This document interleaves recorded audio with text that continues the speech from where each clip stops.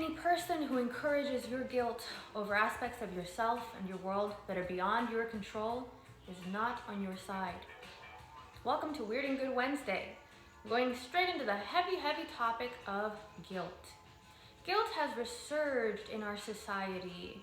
It was once a very strongly religious sentiment. Every major religion has its own department dedicated to dealing with the common experience of guilt. Guilt is a universal human emotion. It's something that we all have the capacity to experience. And as such, it's very important because our emotions don't just appear for no reason. Guilt has served us in many ways throughout history. I recently wrote an essay talking about guilt and the exploitation of guilt by our different political ideologies. And some people thought maybe guilt was useless. I think that that's very wrong. Guilt is not useless. Guilt cannot be useless because we were imbued, all of us universally, with the ability to experience guilt. Guilt is there for a reason. It guides us all the time. When we decide not to harm another person, we decide not to cheat on something, or we decide not to be really rude to other people. It's guilt that helps to drive us away from doing things that would harm others. Guilt is an important tool for an animal like a human being that has the option to act in ways that might go against its own survival. So unlike animals that generally act out of instinct, they always act in line with their survival. They very rarely do things wildly out of line with their survival. We have the option to overthink our own existence, and that can very quickly take us out of our normal instinctual path of what we should do. Guilt is what keeps us from doing what we know we probably shouldn't do. Now, guilt has that evolutionary quality that helps to keep us in check, helps to make us a good animal essentially. Rather than going around and robbing everyone we see, stealing from every store, doing whatever we want, saying whatever we can to get away with something or to get what we want. You could do that. You could do extremely antisocial behavior and it would get you ahead for a short amount of time. Eventually, you would be unliked by most people, and that would probably be what keeps you down. Unfortunately, whether you like it or not, we have to get along in this society. And too much antisocial behavior, if you're a functioning human being, which is another point of why guilt is important, a person that lacks the capacity for guilt is actually extremely dangerous. That would be a person with an emotional deficit, like being a sociopath. This would be someone for who guilt is useless. They would have no use for it, and that's not someone you want to engage with or even interact with in a society. So guilt is a useful emotion, but it is also a very easily exploited emotion. In our culture now, guilt has become kind of this signal for morality. And that's not entirely new, but what's different about it now is where we're doing that signaling and what we're doing it with. Once upon a time, we tied our guilt to religion. We call it original sin. Original sin is one of the many ways that the major religions have found to deal with the universal experience of guilt. And original sin is unique because it is always with us. You are forgiven in the Christian religion. Christ forgives that sin. That's what his sacrifice was, but it still exists. Humans are always marred by that original sin. It's something that's forgiven but never forgotten. It is a mark that humans carry regardless of what they do with their individual life because of a past transgression. That might sound familiar. Now, guilt has always been dealt with through religion. And in religion we have, in Christianity you have confession.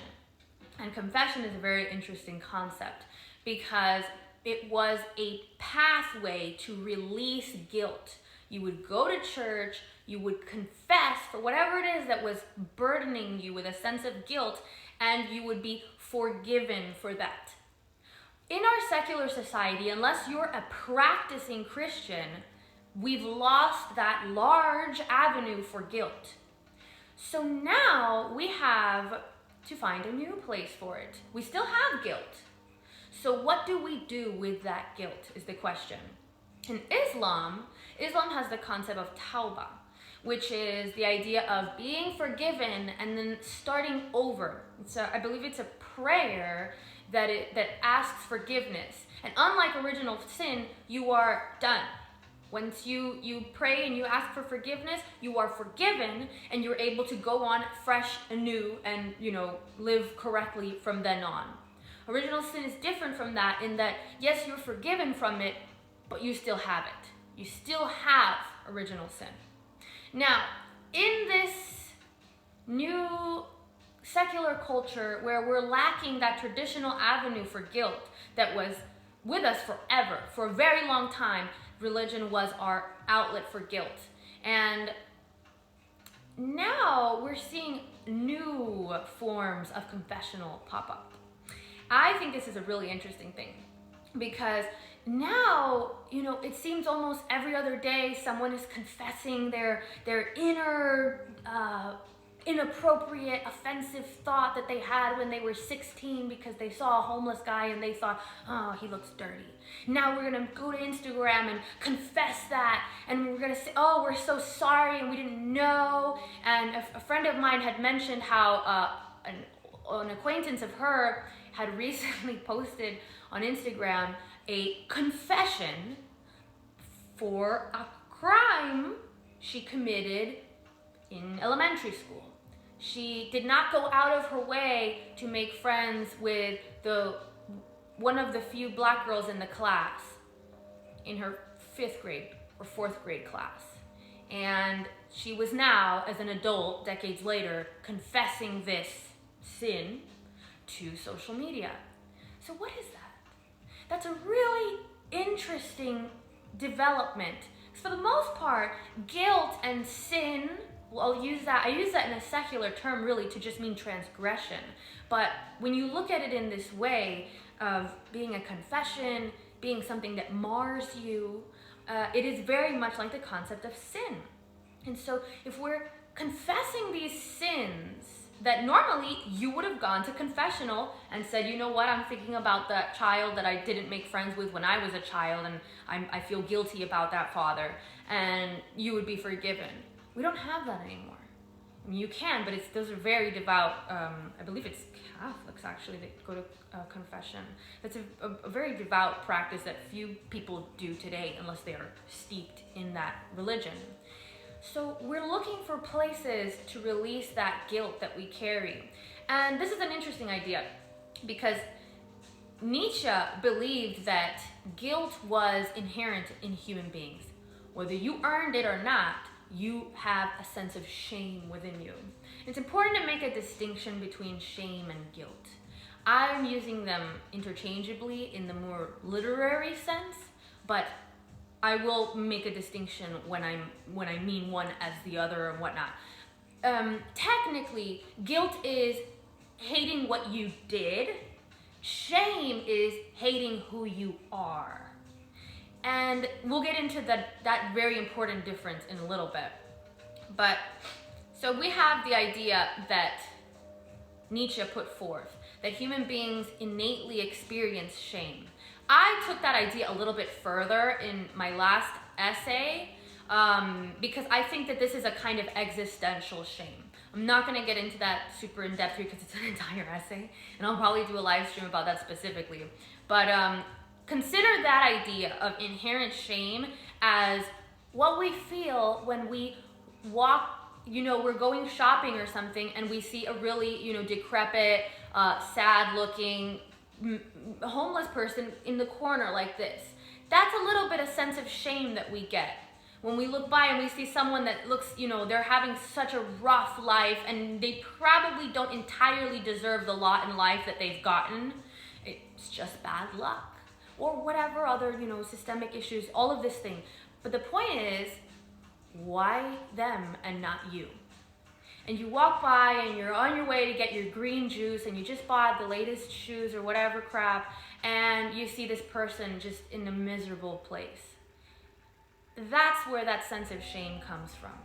Where we feel we're not exactly sure why we feel it, but we feel this sense of they don't deserve that and I don't deserve to not have that. So when you feel that sense of, this is an interesting idea because it is already one that was expressed in religion. It's the idea of there by the grace of God go I. I always feel the need to disclaim, I am not religious at all. But I think it's very interesting because religion was the main way human beings understood the world for a very, very, very long time. So, we throw out religion, I'll get rid of it, it's not, I can't believe it anymore. That doesn't mean that there weren't certain parts of it that did other things besides just, the magical story or whatnot. Guilt is one of those pillars that religion had that we accidentally threw away without realizing, we've created no new avenues for dealing with that sense of what I think is existential guilt. It's the guilt of living in a chaotic world, completely unpredictable, and kind of doing okay, while you see other people doing much, much worse. And maybe part of that is your fault. Maybe you are in a Western country that pillaged another country, and maybe that is kind of your fault to be having been born in the right place rather. And who are you to deserve, more wealth than half the world has? What have you done to be so much better than the child that's in some decrepit village starving? Probably nothing. And that is very guilt-inducing. It's very hard for us to grapple with why the world doesn't give a shit about us. Because that's what that is. Yeah, a lot of things are, well, okay, this place was in war, and, okay, well, these people did this. Well, that was always going to happen to one or the other. That's a thing that I don't think people understand about history is, okay, maybe this side lost, but they tried to win. Everybody tried to win at one point. So, you can't chalk up everything that happens bad in the world to, well, there was an unfair thing here, and if we could have just changed that. The world was a much worse place for most of history. So the fact that, some places are better off than others, this is part of the chaotic outcome of the world. I mean, I would love to see a world with, total equality and opportunity and fairness and maybe not totally an extermination of suffering, because in some ways suffering is our life. So, this is an interesting idea. How much suffering do we really want to get rid of? Do you want to live a life that is completely free of any hardship or adversity? We'll get into that on another side. Okay, but anyway, going back to the point here, it's a crazy tangent. The point being that religion has long served a role for dealing with our inability to understand why the world is so apathetic to us. There by the grace of God go I. We would look at that person who, for whatever horrible reason, his child died of a rare disease. That could be your neighbor. There's no way that you can say, that was systemic, or, I blame the system or whatnot. I mean, maybe just a little bit, but sometimes people just have really bad luck.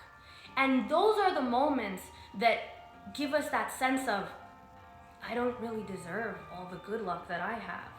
And what do we do with that feeling when we have no way to go to confession and say, Father, my neighbor's child died, and I just don't, I feel guilty that I am having this great life where I haven't faced any type of hardship like that. How do I deserve that? I feel guilty. And then you'll be forgiven. You say, okay, well, my child, go do X amount of prayers. And, actually, the real solution to this guilt is not to self-flagellate and to, constantly confess what a horrible person you are because, you had a bad thought and whatnot. It's completely useless and egocentric. What works is to go do good things in the world. So you feel guilty about your good lot in life. Okay, well, don't just sit there and kind of ponder your own life. It's not helping anyone. What you can do is you go out and you do good things to help bring good things to other people. But that's another topic. So I'd like to tell you all a Christian hymn. Well, I've never thought I would say this. But this is a really cool Christian hymn because it really shows how religion was an avenue for guilt. And this is about 250 years old. Isaac Watts. Alas, and did my Savior bleed, and did my sovereign die, would he devote that sacred head for such a worm as I? A worm as I. You know, a lot of there's like some like Christian controversy or whatever that they took out the word worm now. So if you some Bibles in the church it says for such a sinner as I. And I was reading this article that this, I think it's pastor, whatever, and he was like, put worm back, you know. And I was like, you know what? Put worm back. That's right. You know, like maybe it's not always great to lash yourself, but it's good to have an avenue to express that. And that's what that is. You know, it's that moment where you say, me, in all my flaws, in all the moments that I have these terrible, you know, impulses and thoughts, and I have a temper, and I'm undisciplined, and I'm jealous sometimes, all these things, and I have it better off than, you know, half the world, essentially. That's that sense of existential guilt. So here's the problem with this, though. Now, you can think of the idea of shame as related to the biblical story of Adam and Eve in the Garden of Eden, and they eat the apple of knowledge, whatever, the tree of knowledge. Told you all I'm not religious. And in that moment, when they gain knowledge of good and evil, that is when they also gain shame. That's the moment where they realize, oh, we naked. This is so embarrassing. Like, what are we doing? This is cover. Hello. And so that was the moment when we had knowledge of good and evil. When we understood suffering in the world is when we gained shame of ourselves. Of course, this is symbolic. I'm not saying like that's where shame comes from. It's from that apple. What I'm showing is that the idea of feeling guilty for no particular reason has been with us for a long time. And it's an interesting thing because, I mean, you gotta imagine the people that wrote the Bible, like, what did they have to feel guilty about? Like, oh, I have one more goat than my neighbor. This is like, can you imagine? So we've been dealing with this sense of guilt for the knowledge we have of suffering in the world for a very long time. Now, that shame is with us. Nietzsche knew it, Bible knew it, all the major religions deal with it in some capacity. Now that we don't have an avenue for it, we're in a different moment in time where we need to express that shame, that guilt. But what do? Nietzsche said every sufferer instinctively seeks a cause for his suffering. So we once had a cause for that suffering. We once had a reason for our shame and our guilt. Well, we ate from the tree of knowledge. Okay, that is the overarching sense of where we got our guilt. Okay, well, I have original sin. I'm an imperfect human being. I know that I'm flawed. I have to go to confession. I have to pray more. And this is this is how I assuage this guilt. This is how God communicates with me that I need to do more. Okay. Now we don't have these things. So now we have the worst burden of all, which is that sense of shame and guilt and no reason for it. So, like Nietzsche says, we need a reason for our suffering, or else we suffer impossibly more. So when someone comes along and tells you, oh, well, actually, here's why you should be ashamed. You should be ashamed of this. You should be ashamed of that. You should be ashamed of this. You have all these reasons to be ashamed. And this is good. It's good that you feel ashamed of these things. You should. That's the work. That's the right way to go. These are bad things. There's a perverse relationship there where we've gained a reason for our suffering, and We happily accept that explanation for our shame and our guilt. But there is a cost for that. Now, shame is not a path towards justice. This is the problem here. You may want to shame a person whose behavior you don't like, fair enough.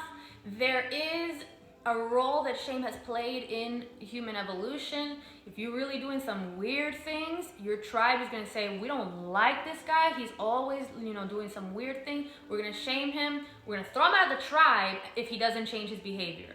So shame is a powerful emotion. It's actually correlated with addiction, depression, violence, aggression, and bullying. So if you decide to instill shame in someone as a tool for controlling their behavior, you better be damn well sure that it's a good reason to risk all those other negative outcomes. This person going around killing people, okay, we're gonna shame them. That's shameful. I don't care if they get an addiction. They're killing people. They should be shamed. If this person maybe has an identity that has been related to past atrocities, which we all have, that's, pretty much everybody has at least one little marker of being related to some group that at one point had dominance or one point committed some atrocity. I mean, welcome to history. Everybody was killing each other pretty much all the time. So good luck trying to avoid that in your ancestry. Now, if we choose to stoke shame in people for just about everything that is different from what we think is right, we're going to create a culture full of the outcomes of shame. And that's addiction, depression, violence, aggression, bullying. It's kind of the opposite of the journey towards a more just society that we're looking for. So if you want a society where people get along more, people are less aggressive to each other, and there is less suffering, you don't use shame to get there, because it creates more of that. It makes people into worse people. Unless they're already so bad, they're out here murdering people and there's nothing we can do about them, okay, fine. Well, people go to jail anyway, so that's what that's for. We can't just shame every single person that strays from the path that we think, well, this is the exact right way. I mean, at that point, you have a culture that is so stagnant and so suffocating, where there's only one way to be, and if you're not in that way, we're going to ruin your life, essentially, by treating you like such a leper, like a kind of social leper, that you become the very monster we think you are. So this is not the way that we want to craft a society that we think is more progressive. Shame is a tool with a cost. Now, rather than atoning for an individual crime, if you cut someone off in traffic, you get a ticket, you pay your ticket, you go on with your life. It's not forever. That's the person that cuts off other people. Like you pay your ticket and you go on. It's kind of more like the Islamic idea of tawbah, which is you atone for that crime and then you start fresh from there. And, we do the same thing, apologize for your misbehavior, your hurtful comments or something like that. In this way, we're tying the punishment to the crime. And then we're allowing for an atonement of that. It can finish, the punishment can finish. With shame, it's not what you do, it's who you are. And that's a problem because you can never change who you are. So shame is effectively a life sentence. It's something that you have to atone for your entire life. It's truly quite a horrific thing to utilize in trying to go about the world and see the changes that you would like seen. Now, the interesting thing about religion and its role with shame is that it knew humans were deeply shameful, and it knew that our guilt, our shame, was an inalienable part of human life. It was something that we would all experience at different points for pretty much the entirety of our lives. As such, we need a way to deal with it. Now, what the manipulative personality understands is that shame is easily exploited, particularly when there is no outlet for that shame, as today there is little outlet for that shame besides, self-flagellating on social media. Now, this is the thing about shame, is that I think, I noticed someone had said white guilt is the equivalent of original sin now. And I think that that's essentially correct. I think that this is something I touched on in that essay that I wrote, which is in my bio. It's linked there if you're interested in checking it out, because it goes much more in depth in the idea of shame being kind of repackaged under the guise of privilege. So I'm not going to go super far into this because we're going to try to keep it. I'm changing the format of these Weird and Good Wednesdays because I've been trying to do both halves of the newsletter, and that ain't going to happen, y'all. I'm always like, it's been 48 or 59 minutes. Like, we're not going to do that anymore. So I'm just going to do one half of each of them and do it like that. And so the thing with that newsletter is that, with that essay, is I brought up the idea of privilege in that essay. And I think privilege is a very interesting concept because it's useful in some regards. It's useful to consider because this is literally what it is to live in an unfair world. Of course you have privilege. Everyone does. If you were born with 2 legs, you have more privilege than the person who was not. And that is a real privilege. If you don't have just 1 leg, you would really think that someone with 2 legs is a massively privileged. And we never really talk about that, 2-leg privilege. Because of course most people have 2 legs. Oh, forget about it. But every little bit of advantage you have in the world is a privilege, essentially. We're really fixated on only certain types of privilege for some reason. I once brought up that speaking English is a massive privilege. If English is your first language, or a language that you're extremely fluent in, that's a massive privilege. And interestingly, we almost never hear about, the importance of recognizing English language privilege. You have access to the entire world economy practically if you speak English. I can't think, that's actually quite of a larger privilege than most of the privileges that we really get stuck on, because your language very much dictates where your economic ability is. There's only so much you can do in work if you don't speak English. English unlocks the world economy. So this is very important to consider that there's lots of different kinds of privilege because the world is inherently unfair. And we can try to level those things out, and there's nothing wrong with, doing that in a careful capacity, weighing, okay, well, what are we changing here, blah, blah, blah, all these things, we want to make it so that if you are having a disadvantage, well, you can have a way to overcome that. But that's different from just hating the privilege itself. That's not very helpful, because then instead you actually get into this weird performative world where, I don't know if I'm maybe the one that's too online and I'm the one that's only seen this, but depends where you go. But you can very quickly find people that performatively hate themselves for a kind of privilege, whether it's male privilege, being cisgender, being white. These are the more, popular types of privilege that we focus on. And it doesn't take long to find someone being like, I hate being white. Whoa, buddy, that's really intense. That's you. That's yourself.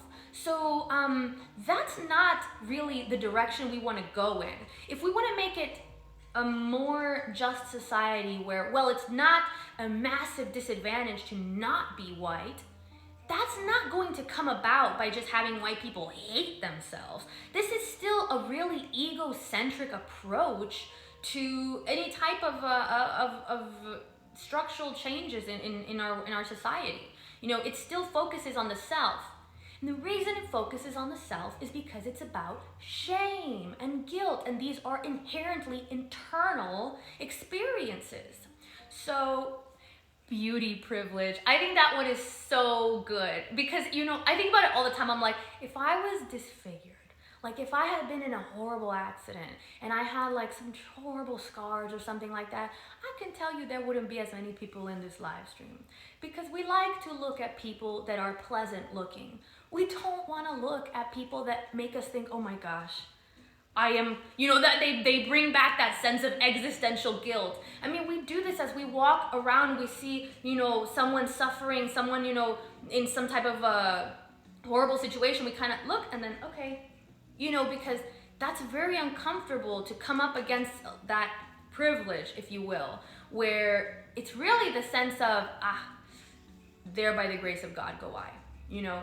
And this is another thing. Beauty privilege is a great one because it's very real. That one has actually been studied. I know that there has been some research showing that more conventionally attractive, I mean, you know, we can get into the beauty standard thing, but we won't do that. More attractive people tend to make more money. That is privilege. But again, this is the thing, you know, what do you do there?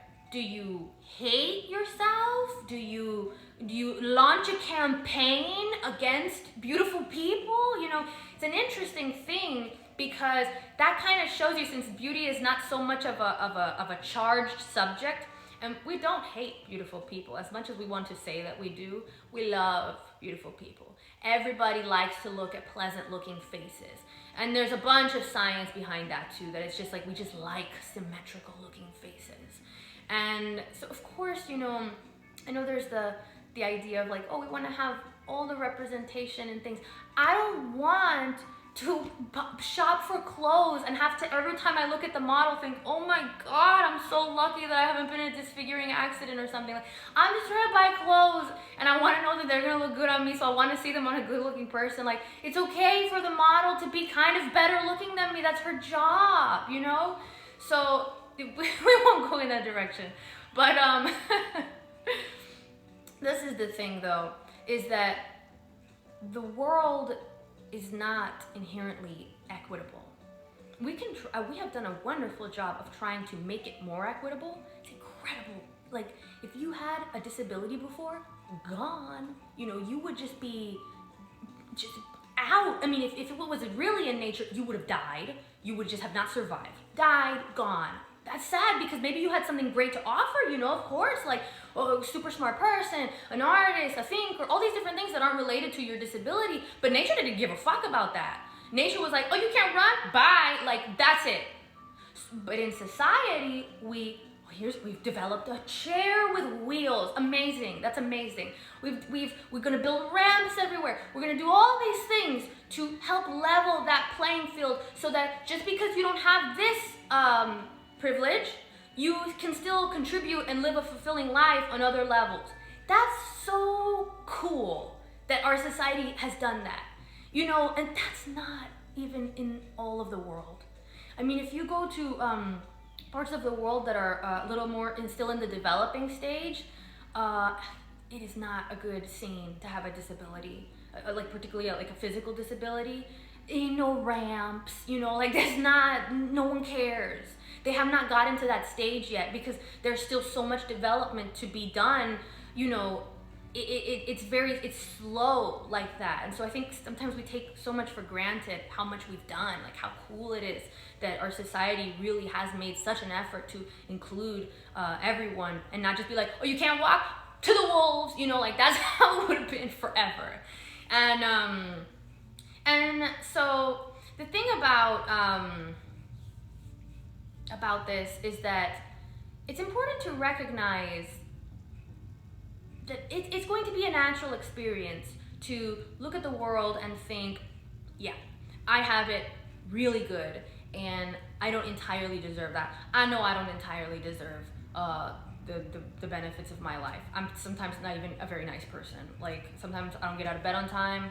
I eat garbage and I'm still like thin. You know, that's a privilege. That's definitely a privilege that I can eat garbage every day and not really work out and still kind of be in a slender figure. You know, that's definitely a privilege.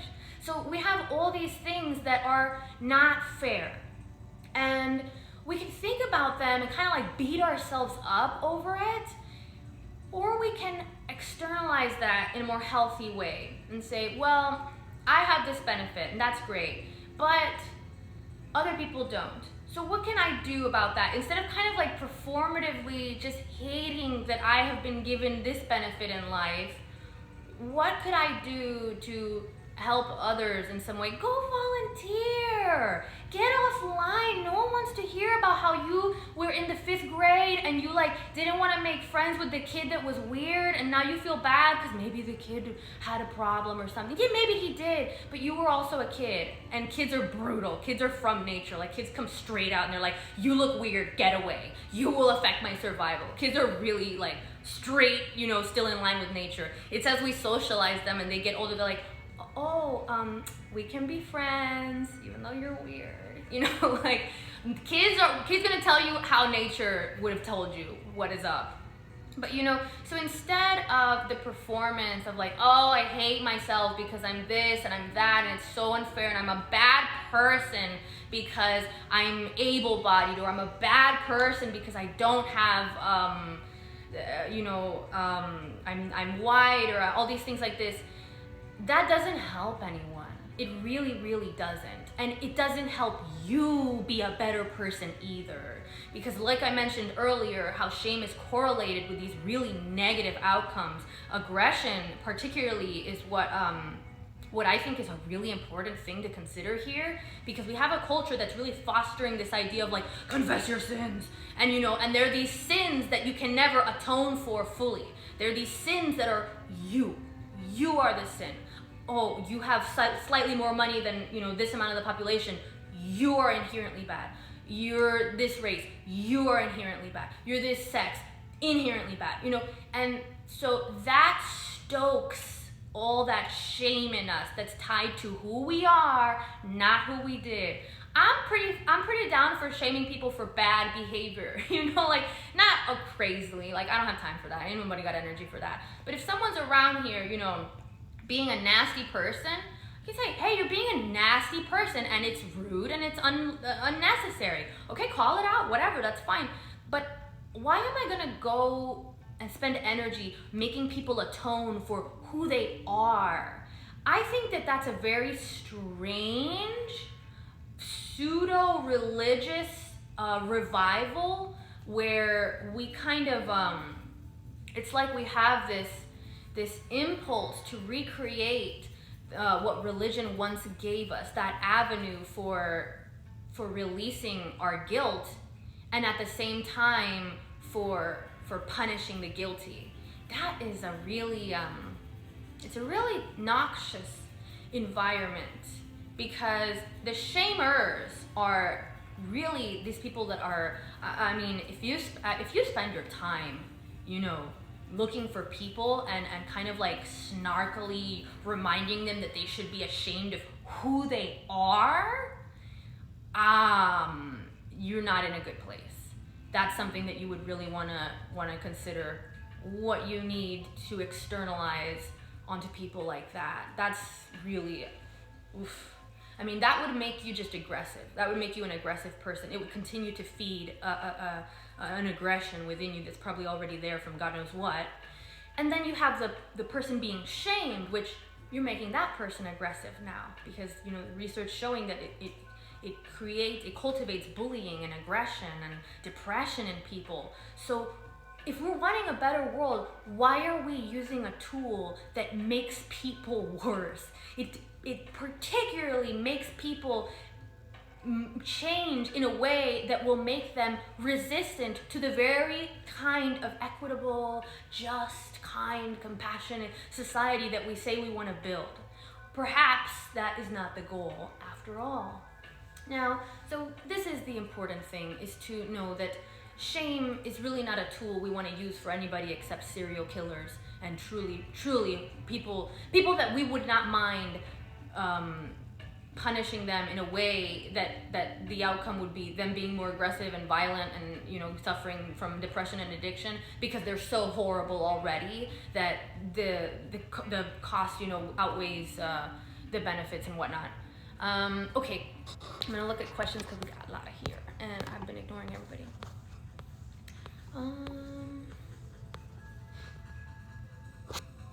You've mastered meditation. I am somewhat of a good meditator. Not every day. I kind of recommend the Sam Harris meditating app. I kind of like it. He's giving everybody a free month, by the way. So if you want that, it exists. Let's see what else. Emotional manipulation too, from commercials asking for donations. Ooh, girl, that's a good one. That is that's so interesting. What a good point. You really do see that. And I mean, that's been around for a while because that works. It works when we're watching TV and we're here with our glass of wine in our air-conditioned house, and then, you know, in the arms of an angel, and you see the dog covered in like shit, and it's just a sad thing. Or you see the poor child in a village, like just like, please, a piece of crumb, like a piece of crumb. That's how bad it is. And, you know, you're here and you're like, wow, I'm a piece of shit. You know, here I am. I spent whatever, $20 on this wine, and that child that would buy him food for the rest of his life. I'm garbage, you know. And it draws on that very natural sense of, I think it's very interesting to think of it as the knowledge of good and evil. Like, you know now. You know that there's someone else out there that has it way worse than you, and they don't deserve it. They don't deserve having it worse than you. You don't necessarily deserve having it better than them. Especially like a child in some village, they probably deserve having it better than I do. You know, I'm already an adult. I kind of suck. You know, it's already maybe too late for me in some ways. The child still has a chance to be really great and everything, and they're still innocent. So it is, you know, guilt is extremely exploitable. And that's why, you know, you have to own your guilt, or else someone will own it for you. Let's see. Oh, I'm glad, Will, thank you. I'm glad you're enjoying this discussion. You can't prove you are not a racist. Oh man, we're gonna get into that soon, because I was just talking to my friends about the witch hunts, which was, I shouldn't give away my next essay in the live stream like this, but the witch hunts were really interesting because they, one of the witch hunters had his manual, and the manual was essentially, if you find any mark on the witch's body, birthmark, mole, scratch, scar, stretch mark, they're a witch. It's like, well, okay, so everybody is a witch. By that standard, I'm a witch. Everybody that has a body is a witch. So, you know, it's that self-proving theory where there's no way, once you're accused, doesn't matter. You deny it, oh, you're definitely a witch. You don't deny it, you're a witch. So there's that classic self-proving theory. It's obsessive. There is likely a correlation to poor mental health. Yeah, for sure. You're not wrong at all there. Guilt is extremely a noxious emotion to have no proper outlet for. And so I think this is why I really don't like, it's a strange, you know, symbiotic relationship here, rather maybe in some ways mutually parasitic, because the guilty person does get something. They're not a victim. And this is the important thing, you know, you want to, you know, broadcast to the world what a horrible person you are, and oh, it's so horrible that I have this privilege and I'm a bad person for it. You're getting something there. And what you're getting is the release of that guilt. You get to post your thing and say, it's so disgusting that I'm male, or it's so disgusting that I'm white, I hate it. And then you go on, got it out. I'm not guilty anymore. I told everybody I hate myself, and that's my confession. So this is the new form of confessional. Unfortunately, it's extremely unproductive because it creates this culture now where everybody feels like they need to confess something. We're all, if you're not constantly performing, telling people like, oh, well, I know I have this privilege and it's horrible, then you're somehow, proud of it, or you don't understand that other people lack it. And that is absolutely poisonous. We don't need to go into the kind of culture where we once had, religious people actually lashing themselves in the street. Like, I mean, we're doing that in some ways verbally online, where it's just like every day you can find someone that just absolutely just denigrates themselves in this way that I'm like, that should be in behind closed doors, like this is such a visceral display of your disgust for yourself, and I get it. We're human beings, we're deeply flawed. Some days I wake up and I'm like, God, you're a piece of shit, but I keep it to myself, and I kind of work myself through it. I'm like, yeah, you are, but you gotta try to do better, and then that's that, and you move on and you learn, you do something, you don't wallow in it and perform it. And that's what I think is so nasty and detrimental about this idea of privilege, essentially, is that it's like almost it's like this repackaging of our guilt that we've long needed an avenue for expression into a kind of device that really doesn't help anyone. It's like, it's an interesting thing because it's an academic invention. It was invented in academia. So, we have to take those things with a little bit of a grain of salt because they can be wrong. That's not a science. Privilege isn't a science. It's an idea. And that's great because ideas can be really good for understanding the world, but they can also be wrong, and they can also be misused. And so I think that, privilege is in a way an answer to our ancient need to understand why the world is so inherently chaotic and so apathetic to human beings. I mean, it's really hard when you look and you see, wow, these children in this village are starving. How do you answer for that? And here I am, with a glass of wine and in a nice house. Like, how do I answer for that? Well, I can decry my privilege, okay? That's one thing. But I mean, there is the one thing I don't like about privilege is that it tends to become this, in a way, this like one topic defining thing where, okay, if you're a man, or if you're able-bodied, or if you're straight is another privilege, all these things like this. If you're these things, they define you, like you have that, and it's like, there's a lot of white people that are in a really bad place too.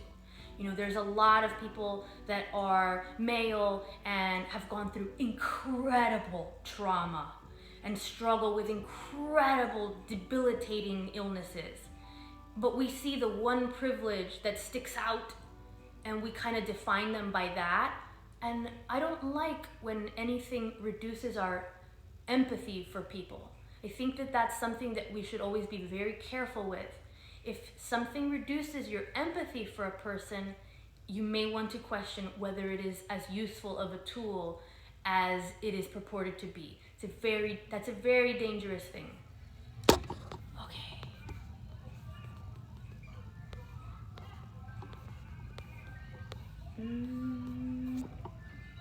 What's worse is that they're selective with the privileges they want to complain about.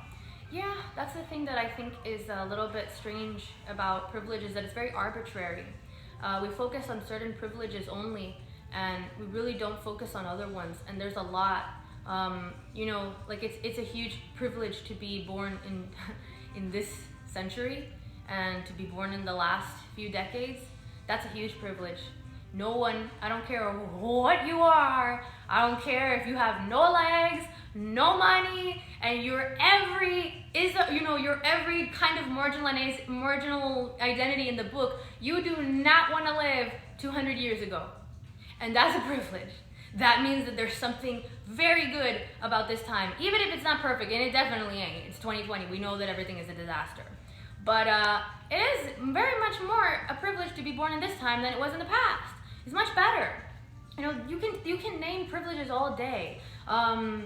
Is your talent a privilege? Is it a privilege to be better at music than other people? Is it a privilege to be, for me to be, you know, slightly better at using words than other people? In one way, yeah, it is. It allows me to do a different kind of work. It allows me to be more, you know, lucrative with that work because I am better at it than some people. So that's a privilege. But, you know, what would be the alternative of that? Which is everybody is exactly the same and everything is exactly the same. First of all, that ain't gonna happen, ever. And beyond that, I don't know if I like that world. You know, I really like that the musicians that I listen to are way more privileged in their ability to play music than me. I don't want someone that has the same skill in, you know, whatever sewing that I do to make my clothes. I want someone that's really skilled in designing clothes to make my clothes. You know, I want someone that's better at it than me. There's a great thing in that people have, you know, in that we have these inequalities in some regards. So it's a careful thing to not only focus on, well, you know, we have these certain inequalities, yeah, for sure, but everything is unequal. You know, we want to try to make the things that are harmful to people more equal, but we don't want to get caught up in thinking that inequity in and of itself is some kind of like inherent evil. It is entirely natural. And so what we're doing in trying to reduce those inequities is actually, that's the unnatural thing. And that's fine. Medicine is unnatural. Antibiotics are unnatural. I love them. I use them. So, you know, I think that that's fine. But it's important to know that we're trying to do something that has never been done before and that nature is like, oh, okay, let's see. You know, we're trying to do something that's quite hard. Let's see here. Self-loathing makes me feel awkward as an outsider. Yeah, that's something that I have felt too, is when I see, you know, these kind of, in a way, it's like this performative hatred that, it's very, I think what makes it alienating is that it's very egocentric in a way. It's almost like that kind of, I don't know, you ever had that experience where there's that person that kind of fishes for compliments in a way and they're like, I'm so ugly. And it's like, no, you're not.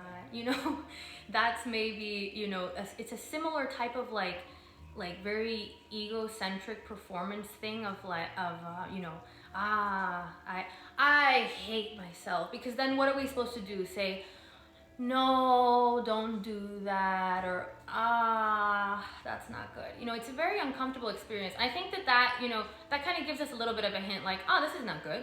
I very much am a believer in kind of going with your feelings on things, and if things make you feel uncomfortable, there's usually a good reason. It's usually, you know, either it's steeped in some type of like deeper evolutionary thing where we know, like, you know, I think it's always interesting to think, if you see someone that's like walking backwards or doing something really weird or talking to themselves, you don't immediately run up to them like, hey, I think you're really cool. You know, we avoid them because we know that behavior is not totally normal. And we don't think consciously, this behavior is not normal, so I'm going to avoid it. We just know to like kind of, I'm watching that person. You know, what's going on over there? That person's, they're making me uncomfortable. And where does that come from? You know, how do we have that intuitive knowledge of like, why do I feel this uncomfortable around this person, even though I haven't even really been like paying attention to them or anything like that?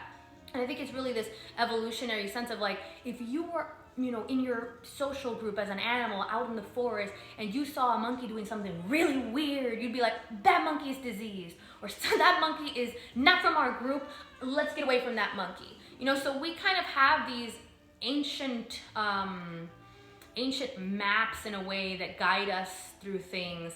And sometimes when something makes you uncomfortable like that performative self-hatred, I think that there is something there that kind of shows us, not sure if that person's quite all right entirely. I don't feel totally comfortable with that, you know? And because I know that I don't like that. I think, and mainly I don't think it helps anyone. I think that's really the thing that it comes down to, is that it does not help anyone to go on the internet and write a think piece, or, you know, hate yourself publicly for something that is not even in your control. That's really the thing. You want to hate yourself for something? Hate yourself for the things that you did. Those are good things maybe to hate yourself for, but not for the things that you had no hand in. If you're really bothered by those things, you can go do something about them. Go, you know, make the world better tangibly, rather than kind of, you know, ask for an audience to gather around while you whip yourself. I don't know. I don't like that. Okay, we are going to end this live stream here because even with cutting the newsletter in half and only doing the half segment, we're still getting to the hour. Let's see here. We are heading to a homogenized world, starting with the first wave censorship. Yes, I really wish I could talk about that more.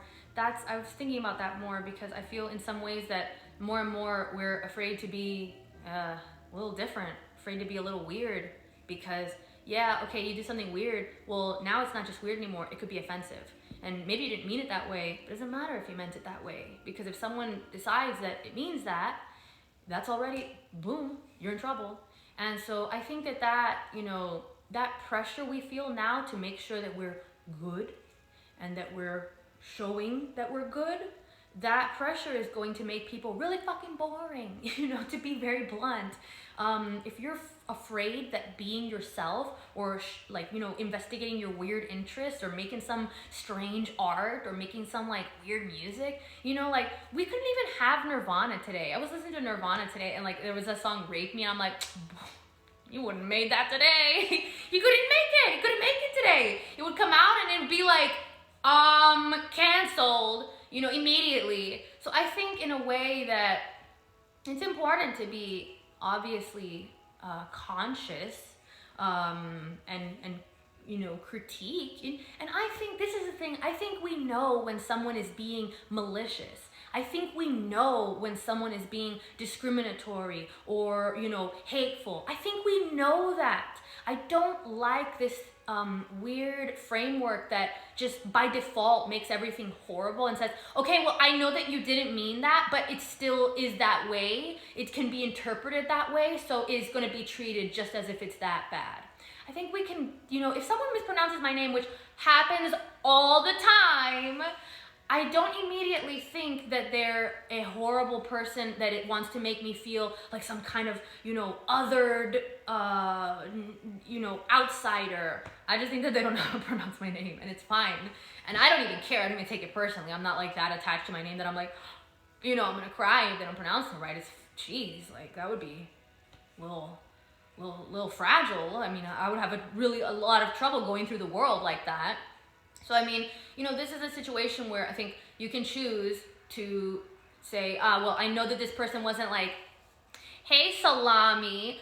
I would know that that person was malicious versus the person that's like, hi, Salome. You know, then I'd know, oh, that person, you know, they didn't get it, but they're not doing it on purpose. I think we know that. So, you know, instead of trying to apply a blanket, you know, analysis to everyone that if something could be offensive, then it immediately must be interpreted as such, that's just going to create a really restricted culture where everybody feels like I have to essentially do nothing because that could be interpreted badly, and if it could be, then it will be. I think it's Socrates or Plato, I think it's Socrates, that said, the one defense against criticism is to do nothing, be nothing, say nothing. And that's where we're at. Okay, let's see. Oops, almost blocked somebody, sorry. Let's see. Yeah, intention doesn't matter to people anymore, by their own words. Yeah, and I think that that's a really, quite a toxic thing. I hate to use this like really overused word, but I mean, I did one of these live streams, I think it was the first one, about intention does matter. Even if you say it doesn't, you use it every day. You know, we use it to navigate the world. You have to do that. When, you know, you go into the line to buy something at the grocery store and the person says like, oh, would you like paper or plastic? We don't say, do you think that I'm stupid and that I don't know the names of this being paper and plastic? I already know. You know, we can interpret everything absolutely horribly if we wanted to. We could even say, you know, oh, you said that that movie was good? Well, what does good mean?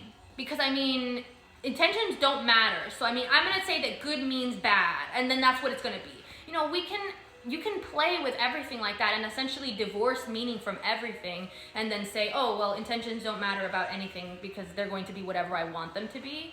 But you're going to live an extremely stressful life pretending that that's real. And I think in some ways that that's just kind of a cop-out.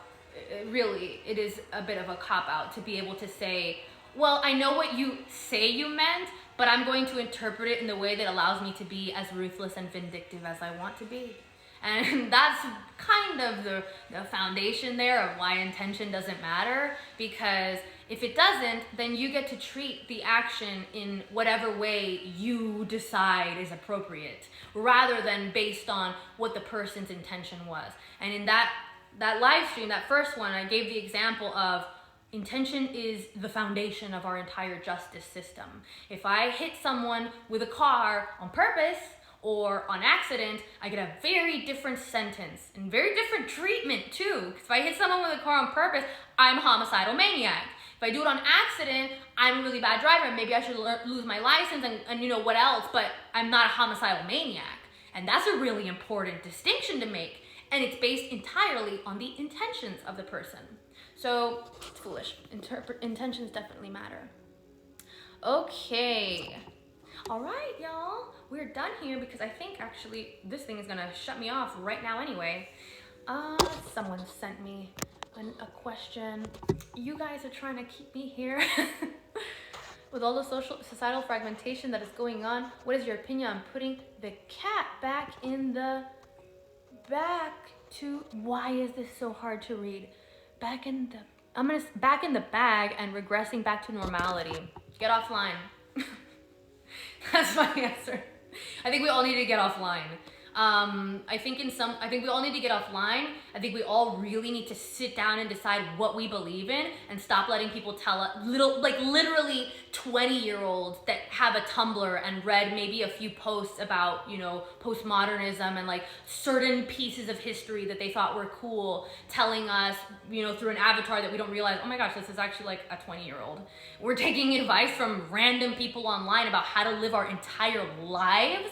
I see all the time people asking influencers, what should I do in this moral situation? Are you kidding me? That person doesn't even answer that question for themselves. They sell you like weird things that don't even work. So maybe don't ask people that you don't know for moral guidance. That's a really bad idea. You should ask people that you trust very carefully and whose life is exactly what you want for your life in terms of morality, you know? It's very complicated, but I think we really need to stop outsourcing our morality to other people and our ethics to strangers online.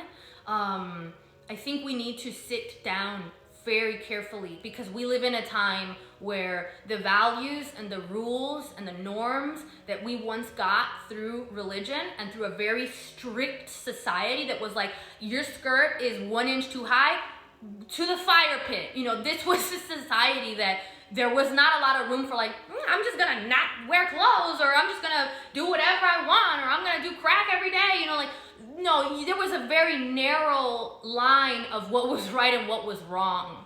And that can be good and bad, because on the bad side, you have no freedom. Maybe you would have came up with something really cool by, you know, wearing no clothes or like making crazy art or something. So if you're in a very narrow society where the path to what is right is very narrow, this is also going into why censorship and things like this are bad, because if the path is too narrow for what is right, we can't discover what might be outside of that path because we're not allowed to stumble around. Now, if you have this narrow society where what's right is right in here and nothing else, everything else is wrong and we're gonna punish you for it. Okay, fine. You will definitely be given a life, you know, that follows that way, and you won't have to make a ton of mistakes to figure out, you know, the right way or not. And the society will be very homogenized, so it will be stable. But, you know, it's not free, and there's very little individuality. So there's not as much progress and there's not as much innovation. Now, on the other hand, if you have a society where everything goes, whatever you want, you do whatever you want, we're not even gonna look at you, you wanna sacrifice goats on Sundays, okay, whatever. You wanna have 50 kids, okay, whatever. I don't know, you wanna like amputate your leg for fun, okay, whatever, do whatever you want. Now everything is allowed, and this is the world of total freedom. You can do whatever you want for the most part, as long as you kind of mind your own business and don't mess with other people too much. You can do whatever you want. You can define your life for yourself. And that's an extremely massive task and responsibility that many people are not equipped to manage, and even more people don't even realize that this task has been put before them. Because no one has told us yet, hey, since the church is not deciding everything that we do anymore, you have to decide that. So instead of having a doctrine that tells us exactly what we're supposed to do and what's right and what's wrong, now we're fighting every day like, well, actually this is right. Actually, anything means everything. Actually, truth is relative, because there is no golden truth anymore. There's no one uniting doctrine that we can all say, well, here it says right here that this is this, so that's what we're all gonna unify with. No. You have to decide what is true for you. You have to decide what you value. And that's massive responsibility. It's literally deciding your life. And so many people are not doing that. We're not doing that. We don't realize that we've been given that task. And that's a very unfortunate thing, because if we don't do it properly, we will fuck up this experiment. And we will go back to the previous forms of governance, which is you lose your freedoms and there's a narrow path, and that's what you get. You can look at that in other countries. You have that in Russia, you have that in China. You have a society, massive, wealthy, well, some of them, developed, but there's no individuality, there's no freedom, there's no, I'm going to, change things. That's completely out. So you're back to that narrow path. So if we don't do this right, and if we don't recognize that the task before us is one of defining our own life and deciding what our values are and what we want a society to look like, we're going to find ourselves likely back in the previous forms of society, which you think things are oppressive now. All right, we're gonna see how bad things can get if we don't get it together. But yeah, I really think that this is the best thing someone can do, is sit down and say, what do I believe in? And when you do that, you don't get caught up in like, well, today the news came out this. Oh, it doesn't matter. I know what I believe in. I know that I believe in truth. Okay, every day I make decisions that align me with truth, because truth is not something that can change tomorrow. Truth is something you aim at. Okay, let's see. Oh, you guys always have so many comments and I can never keep up with them.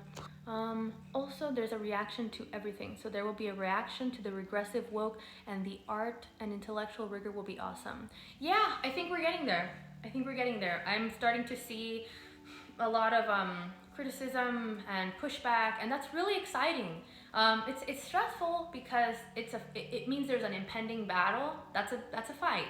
And I think that's what people don't realize, is that, when you start to fight someone, you're making a bet here, which is someone's going to lose. If you decide to wage a war, someone's going to lose. And maybe it will be you, and maybe it will be your enemy. And maybe you probably want it to be your enemy. But, that's a cost. When, for a compassionate, we want a compassionate society, okay, losing is very not compassionate. People suffer very much when you subjugate people. So, I prefer not to wage battle. This is not the thing I really enjoy doing. But I think that, we're starting to see people push back, and that's a good thing. Okay, let's see. Glad you guys are enjoying the live stream. I don't get it though, because it doesn't 80% of the world still believe in God. I'm talking more about the Western world. So the Western world is definitely secular. Western world, you don't have, particularly in the United States, there's separation of church and state. So you still have religious people. And if you look, you'll have the right. Right doesn't suffer from the same, feelings of, there's this idea of like white guilt and these sense of needing to flagellate oneself for one's privilege. That's squarely on the left, and particularly in the academic left. Not just your run-of-the-mill liberal person. My mom is a liberal. She doesn't have that problem because she's religious, and she's not an academic. She's actually religious, but she's also liberal. She doesn't have that. She doesn't have that sense of, well, she's not white, but she doesn't have she doesn't care about the idea of privilege. She doesn't feel that. But she does have that, there by the grace of God go I. So it's a very interesting thing, because you see kind of how you could still be, a liberal person and not need that tool of privilege to make sense of the inequities in life. So I think that's an interesting thing, because you see on the conservative side of the spectrum, that idea isn't there. There's really not much of an impetus for needing to express one's guilt.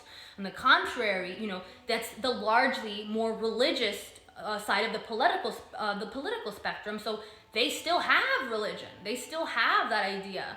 And it's a very interesting thing. It's because the left is generally more secular. If you look at communist regimes like Cuba and China, these are regimes, there is no religion, which is very interesting, because that goes into other things. But the left is generally less religious, if not entirely secular. And that's not entirely because of the idea of white privilege, or any privileges, that has its own use. The state is the religion. That's where that comes from. In Cuba and China, you're not worshiping, all these gods and stuff like that. That starts to get in the way of having a very unified population. The best way to control people is to become their religion. So the religion is the state. That's what people look to for guidance. That's where people get their values, from the state. So in these super far left regimes, they don't need religion, and they get rid of that, because we don't want you looking at Jesus and saying, oh, well, Jesus said I had to be heroic and tell the truth. Oh, no, not in China. So they get rid of that. That conflicts with having an authoritarian leftist government. Okay, I believe conversational sparring or debating with a purpose to build is fundamental to a strong civil society. Yeah, I absolutely agree. I think one of the things that we really neglect to value in our society is we're not homogenous. We're not a homogenous society. We are extremely diverse. We are one of the most racially diverse countries in the world, and one of the most populous countries in the world. So we just get frustrated when people want to compare Europe to the United States, because sure, I would love a lot of the structures and the things of Europe. I think it's great. But we're not the same. So it's really hard to just be like, oh, we'll just do that here. It's not the same. You have a completely different culture. You have a completely different history. You have a completely different population. And you have a population that's 4 times larger. So it is just not comparable. And so the thing is here, though, we have all this strife and all this debating, and we're never going to totally agree. So I think it's important that people kind of get comfortable with that. The goal is not to get rid of everyone that doesn't adhere to your beliefs. I really don't like some of the beliefs that my opponents have. I think they're wrong. So I do my best to argue against them and to do whatever is in my power that does not harass or infringe on their right to do the same, to make my side more attractive. I think that, that's what we live in. I think people really don't realize, that's the cost of diversity. I'm sorry. I like it, though. I think it's really cool. You go to a place like Sweden or whatever, and it's everybody's the same. Everybody looks the same. Everybody has the same religion. which is not a religion, everybody has the same, you know, kind of views on their philosophy of like political philosophy, because it's a very small country and it's very homogenous. And so of course they're peaceful. We're always like, oh, why can't we be like Iceland? Okay, get rid of everybody and keep like 10 people who are all the same. Then we'll be like Iceland. You know, like it's just not, it's not realistic. So so I think that you know, this is our experiment. And it's unfortunate that, you know, the United States gets so much flack for, you know, do I love 2020? Do I love this chaos? Do I love, you know, like all the stress? I would love, you know, I'm probably going to go to Europe like next year and just peace out of this, you know, catastrophe and just be around like a totally homogenous population for a while. So I can be like, oh, we all agree. Great. You know, because it is stressful to be in that, you know, environment where you're constantly having people being like, oop, I don't agree. Oop, that's wrong. Oop, I have a different reality. That's not very, leads to a sense of instability. The point we want though is to kind of find a level of instability that is in a way sustainable. So, you kind of have to just love it. You kind of have to embrace the crazy experiment that the United States is. That is a very, it's a very unprecedented thing to have a country with a lot of freedom, a lot of diversity, and a massive population. That just sounds crazy. You know, that just kind of sounds crazy. So, so we kind of have to just embrace that we're never gonna get to this society where it's like, everything's right, I have everything the way I want it. You have to give some. It's going to have to be a compromise. And the whole point of compromise is everybody gonna be unhappy.